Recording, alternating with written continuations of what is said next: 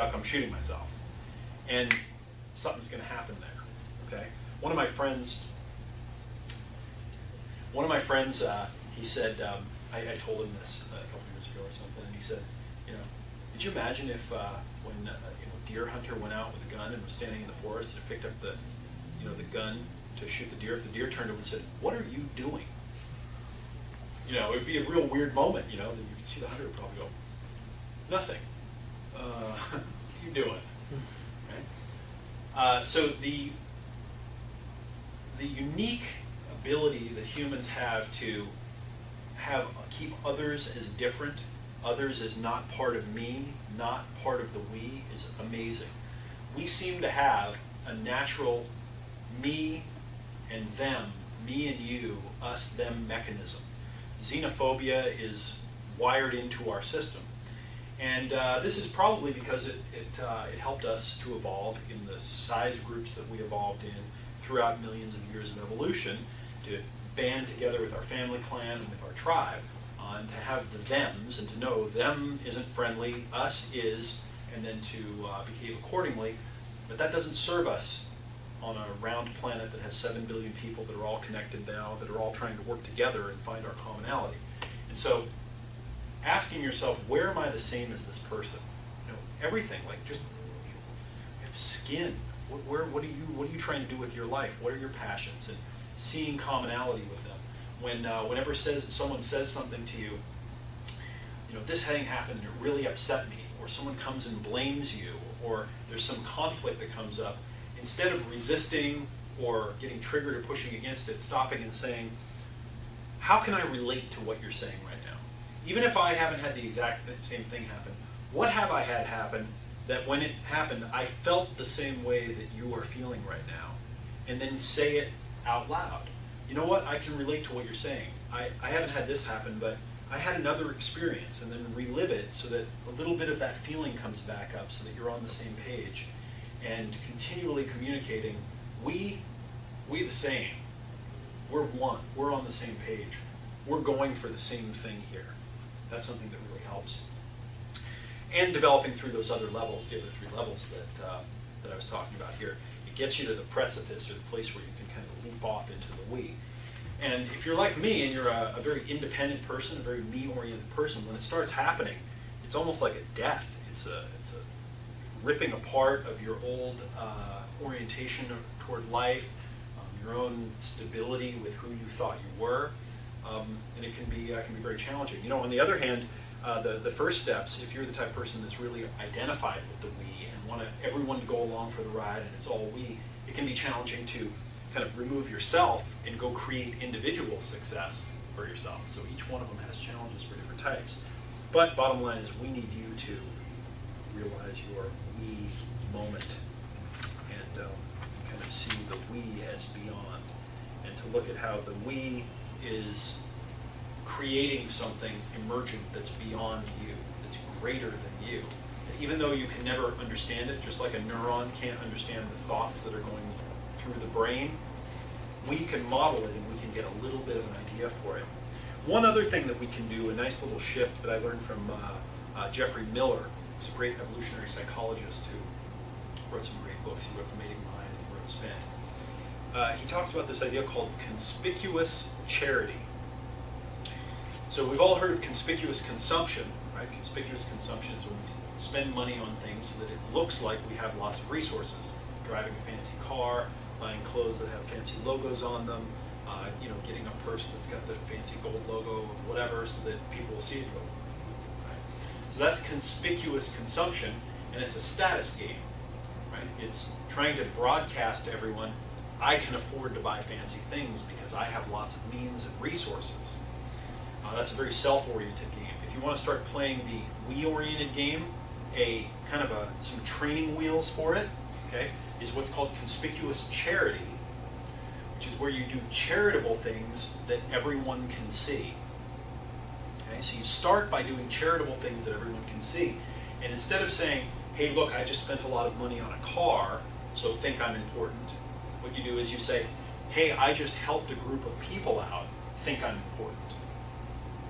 Okay, so you can still get your status and your reverence. You know, you can get your recognition needs met, but you can do it by helping other people. Okay, and it's addictive because now you're doing well by doing good.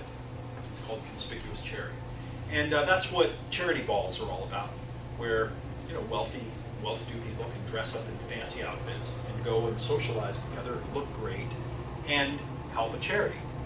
And you know what? Honestly, I think that there's no shame, that there's nothing wrong with this, and I really encourage everyone to try it. Do charity where other people see you doing it. Okay? Yes, it's probably the more evolved thing to do, to be doing charity that no one knows about. Okay? But if it's not wired into you to do it, and you're not motivated to do it because it's not a habit, it's not something that you've built, right? You're fighting the system. Instead, align them. Get your status needs met by doing conspicuous charity. Do charity in front of people. We, at our seminars, we do something where when people sit down late, we put the clock up on the counter, up on the screen, and if they sit down late after a break, after the thing hits zero, they have to put $20 in a little bowl, and then we donate the money to a couple of charities, Charity Water and another one. And at the end, we give all the money to the charity. We talk about how much money we raised. And I'll tell you, I didn't do it intentionally to do conspicuous charity, really, but it is really awesome to raise a bunch of money and have everyone cheer and celebrate together, and it feels great.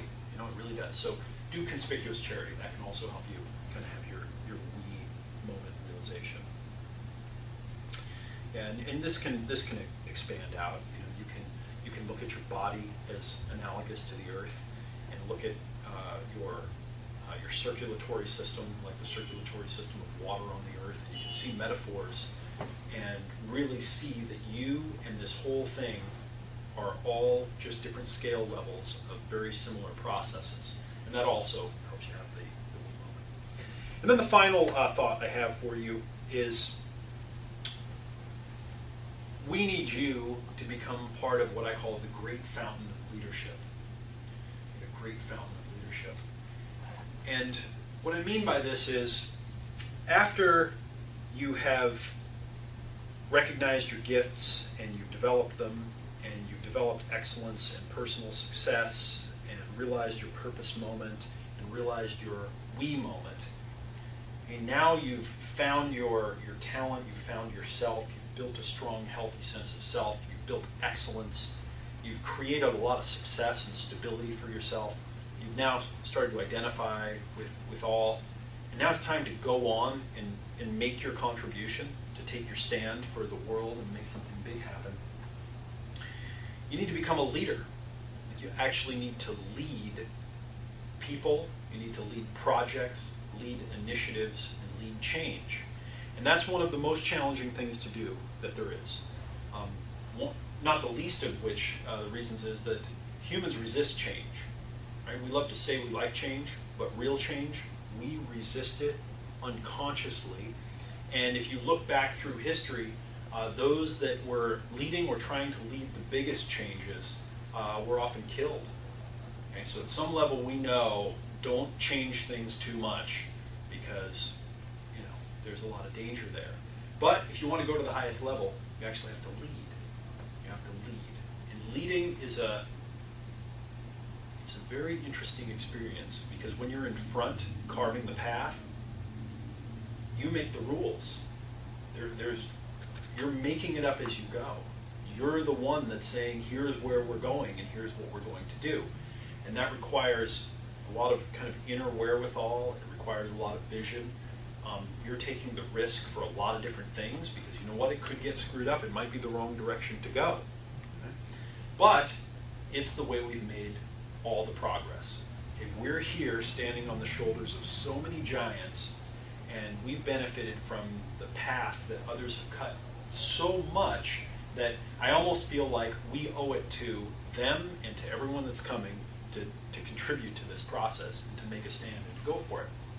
So the metaphor that I like to use is,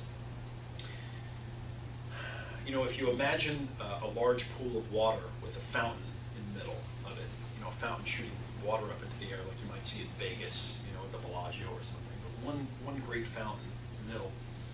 If you imagine that you're a drop of water floating in pond.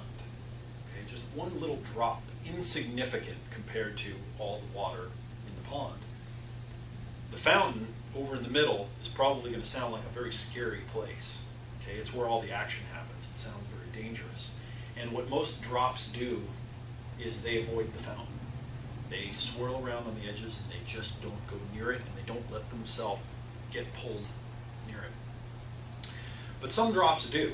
Some drops are drawn toward the fountain because something exciting is going on there, something very mysterious, interesting.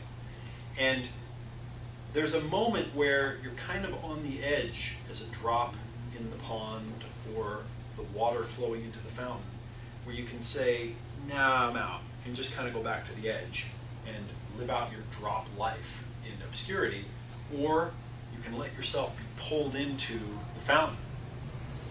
And when you're pulled into the fountain, something starts to happen where you realize, I'm no longer in control of this. I'm now part of something that's bigger than me. And as much as I'm kind of going in because I want to, I'm also being pulled in. And in the bottom of the fountain, when you get pulled in, you look up and you realize, oh, there's a lot of other drops above me. There's a lot of water above me. And I have to bear the weight of it all. And I have to now push all that other water up through this fountain. And when you go to work in the business world and you start out at the bottom.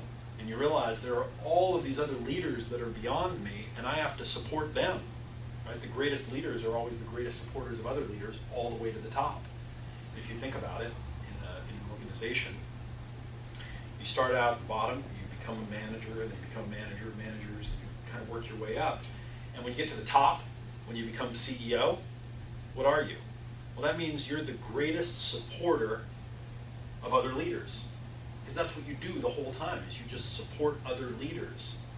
And there's this kind of romanticized view that you're the decision maker when you're at the top, and you're the one that calls the shots. And really what you are, if you're at the top of a really successful organization, is you're the greatest servant of a bunch of other leaders. So in the fountain, you realize, I've got to push all these other leaders up for a long time. But then as you get into it, and you get part of the way up through the fountain, then you have another realization, which is that as much as you're pushing, you're also pulling. And the whole thing is connected. And you're pulling others up with you, which is also an important part of leadership. And eventually you have your time. You have your time to shine.